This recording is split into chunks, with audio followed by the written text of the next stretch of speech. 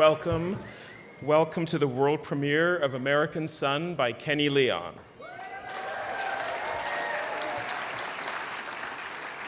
My name is Cameron Bailey. I'm the artistic director and the co-head here at TIFF. I'm very glad to see you all here to see a remarkable piece of drama directed by Kenny Leon and starring the wonderful, you're clapping before I even say her name, starring Kerry Washington.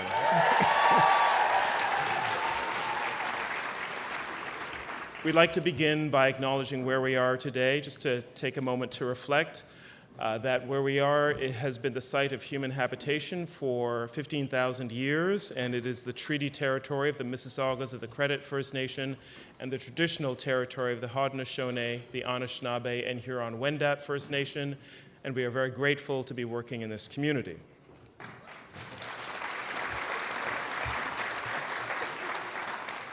A reminder that this film is eligible for our most important prize, that is the Girls People's Choice Award. It's called the People's Choice Award because you, the people, vote for it, and you can do that by going online to tiff.net/vote.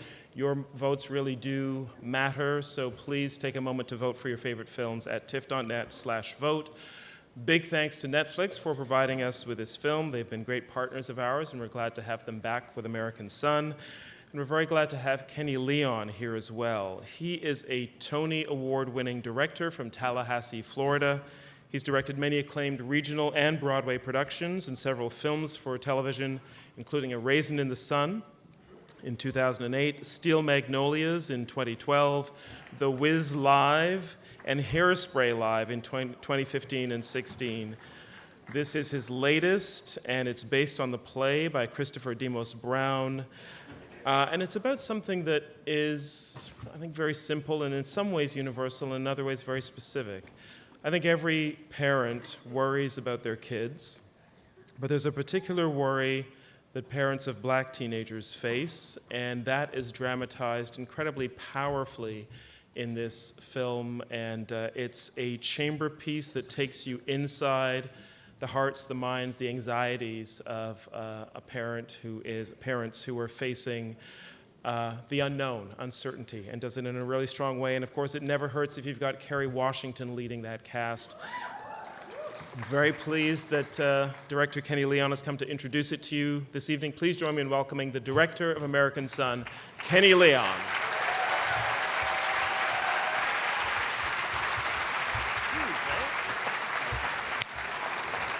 Thank you. Man, it's great to be here in Toronto.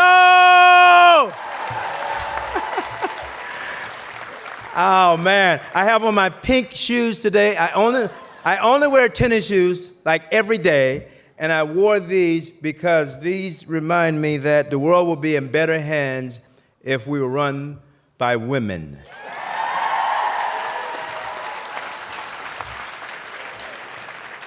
And it's one thing Kerry Washington taught me was about the female presence. And what you will see tonight is looking at this story through the eyes of a woman, through the eyes of the mother. And I want all of you to imagine, regardless if you're black, white, Asian, doesn't matter, First Nation, look at it as if this were your son, your daughter. That's what it's about. And thank God for Jeffrey Richards, who produces on Broadway. He and Rebecca produces on Broadway.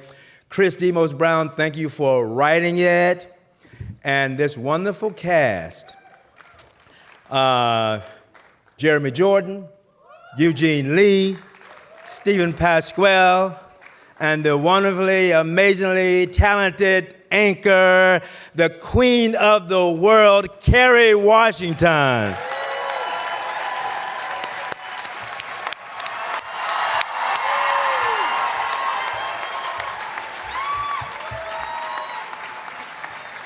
So I want you guys to jump in and watch, but I just want to thank everyone for being here. We've been on such a journey with this project. We started rehearsals for the Broadway production 1 year ago today. And since then, we have been courageously, by the grace of God, dropping into the nightmare of this family so that we could experience it as our truth, so that you could experience it as your truth. So I really hope that you take this ride with us. I want to thank you for being here. It's been the honor of my existence to work with this team. It's so, so very special. And I want to say thank you to Netflix. Netflix! Because when this play was announced, I had people on my social media all over the world, in Paris, in Brussels, in South Africa, in Brazil, saying, we have similar issues in our cities, and we won't have access to this story. And we knew we had to find a way to bring this narrative to a global audience. So thank you to Toronto for helping us to begin to make this a global experience. Thank you for being so generous and gracious, Cameron. And thank you guys. And What's the date? September 12th. And we started this rehearsal on Broadway a year ago today. And it's released to the world through Netflix November 1st. Thank you and Thank enjoy the you. film.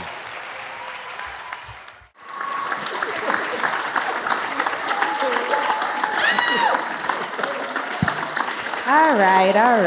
Thank you. We're not expecting 6 more people. Let's spread Oh, okay, we'll move on. He We're does all his own in awe stunts. of your dress, Kerry. I try to clean up for TIFF. Yes, thank you. You know, you got to bring Thank your you. best for Gotta TIFF. represent. It is such a powerful piece of drama, and I want to begin by asking Kerry, Kenny, and Christopher, if you could just talk a little bit about the source material, the original play, and then also why you wanted to bring it to the screen. You start with the play, Chris. Sure, Kerry, because they want to hear from me. I do. Well, this is an original piece that I wrote. I've always been interested in the history of race in America, and obviously the play was prompted by a series of terrible incidents that were in the news in the United States the last few years, and that's what it grew out of. And then what attracted you first to it? And I've had the opportunity to have directed, I directed A Raisin in the Sun here in Toronto. And I've directed live musicals, and I've done a lot of plays. And I felt like this story, the way Chris put it down, lent itself to a theater audience and to a cinematic audience. And having worked my way around camera, I knew that it could look slightly different on camera. So we didn't change a word from stage to doing the film. And we shot the film in 4.5 days. Wow. That's unbelievable. Feature-length film, that's amazing. Yeah, it was great. And we couldn't have done that, but we could do that because the actors had been together for 6 months. Right. And then Netflix said, okay, can you do this? Kerry has a week free, and you have a week free, and it's the same week. Can you do it in a week? And I was like, yeah, I can do that. Let's see, how many pages are in the script? That means 23 pages a day, 3 handheld cameras. The actors know where they're going. I just got to tell the cameraman and the boom operators where to go. Yeah, we can create that dance, and that's what we did. That's a phenomenal achievement. It really is. And Kerry, to you and the other actors, to Eugene and Jeremy, you've done the play, but doing it for camera is still got to be very different, and that pace that's a punishing pace to make a film. What were the unique challenges of bringing it to the screen as the actors and shooting it in that short amount of time? Dialing it down, if that makes sense to you. And as opposed to doing it for the people back up in the balcony or whatever, you do it for this little hole. Right, yeah. I think it makes it a much more intimate story. Oh no, my goodness. But we had a day and a half to transition from stage to cinema. So we'd had a day and a half just for us to say, okay, we need to bring that down, reshape that, do that, and then we started shooting. Yeah. We had 4 acts, we shot an act a day. Yeah. I want to say, you know, when I got the call from Jeffrey Richards, who's a prolific Broadway producer, and I had worked with him almost 10 years ago, and he heard that it was going to be Scandal's last season, and so he called and said, like, you should come back to do a play. And I was like, I just finished 7 seasons of TV. I want to take a nap. I don't want to do a play. And then he sent me this stunning material and told me that Kenny Leon was attached. And I was like, oh, well, I got to do it. It kept me up. I thought it was spectacular and moving, and I'd never seen anything like it. I felt like it allowed you to drop into the nightmare and the beauty of what it can be to love a black child. And I had never been walked through that in a narrative the way I know to live it every day. So I just thought it was so important. And I said, Jeffrey, I want to do it, but also I'm at a place in my career where if I'm going to do something, I'm going to produce it. And he said, well, great. In theater, that means you got to raise money. And I was like, what? No, I want to be like a creative producer. And he was like, no, you got to raise some money. And so then I was out there pitching the play to people and talking about how important it was to me and how beautiful I think it is and what impact I thought we could have. And because most of my pitching up until this point in my career had been for film and television, as I was out there pitching, I was like, oh, this is a movie as well. And we were really lucky to partner with Netflix, because then when the play opened, you know, on all of our social media, we got tweets and Instagrams from people all over the world, in Toronto and Brazil and South Africa and Paris and Brussels, saying, like, we have these issues in our countries, in our cities. We're dealing with similar bias and pain and fear, but we can't get to Broadway. So to be able to partner with Netflix to tell this story globally, to allow everybody the privilege of stepping into this family, bless you, this family's journey is really, I'm just very grateful to Netflix. I want to get your comments and questions in a moment. I want to ask one last thing about both the play and the film in a way. There are many parents who will watch it who will have lived this from the time their children were born, just about. And there are others for whom this will be somewhat new. They might have read about it in the newspapers, but that just the emotion of what parents are going through in the film will be new to them. And you have to pitch it to people across the spectrum so that both the people who've lived it understand it and the people for whom it's new understand it as well. How did you calibrate who this film is for? I think it's for everybody. It's for everybody. I mean, I think a couple things happen in the film. One is that, you know, because I think we don't really listen to each other in our culture right now. We spend a lot of time like watching news programs that tell us things the way we want to hear them. And on social media, we follow the people who say the news the way we want to hear it. And, you know, our circles are so small. And in this film, we're forced to listen to other people's perspectives. And for me, even when I read the play, I found myself like experiencing empathy with people that I didn't expect to, but also really like walking in other people's shoes in a really important way, because we are stuck in the lobby of this police station with nowhere to go. And I think that's really important. And our audiences, a lot of them said like, wow, I didn't expect to side with Stokes, or I didn't expect to be able to relate to Kendra as much. And Christopher Demos-Brown has done such an amazing thing because of who he's written Jamal to be. He belongs to all of us. And so he's not a black son, he is the American son, and dare I say in Canada, the America's son, because he doesn't just belong to one community. And so our hope is that even if you only relate as a parent, the way Jeremy's character is also dealing with making sure that his kids are okay, even if you just love somebody else and know what it's like to be in the middle of the night and not know if they're okay, that's enough of a window in to imagine how much more complicated that is when that person you love has a system that is not built for their success and survival.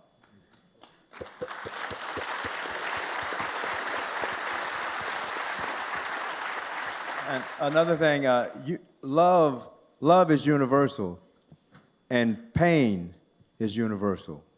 And one of the things as a filmmaker that I really wanted to do with this, I never wanted the audience to see Jamal. You know, because once you see him, it's like, oh, that's the black kid or the white kid. But if you don't see him, your love can, and I think love is real all over the world, and pain is real all over the world. And I'm hoping it touches people like that.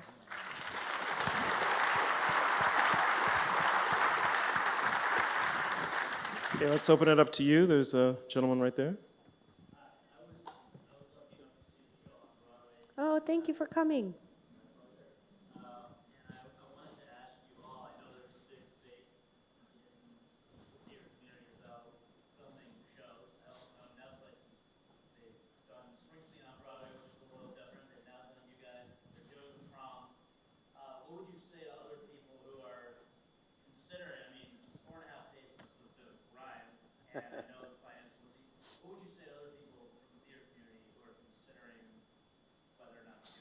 Do it.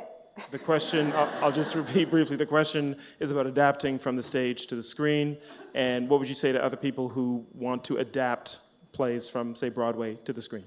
And your answer is do it. Do it, and also, diversity is good. Diversity, variety, so that's what Netflix does really well. Let's tell more stories. Let's tell more kinds of people's stories, and that's what Broadway needs, more diversity. So I say, let's not be afraid of telling everybody's stories, stories you agree with, stories you don't agree with. Well, I'll add to that. Hi. I also Jeremy. Hi guys. I also think that we have these limited runs on Broadway with these incredible stars and these incredible directors. They run for 16, 20 weeks, a few months. A few people with a lot of money that have access to New York City can go see it, and that's it. Yeah. And maybe they can license it and do it later, but you're never going to see that original production with those people that sort of really breathe life into that piece. And I think that's something that's really unique that Netflix has done with filming our show and doing it right after we finished it. And what was also really incredible is that we knew these characters and this story so deeply because we had lived with it for so long that we would just do half-hour takes. I mean, we would just let the camera roll just to ramp up to the part where we were going to need to shoot, So you're not going to be able to do that when they recast the prom, so they'll have to do that all over again. But you know what I'm saying? It's a really unique thing to capture that on film because that's the only chance you're going to get. And also, and for a lot of Broadway shows, we have student tickets, we have discount tickets. We have a window for everyone to get to see the show, but only 1,100 or 1,200 people per night can see the play.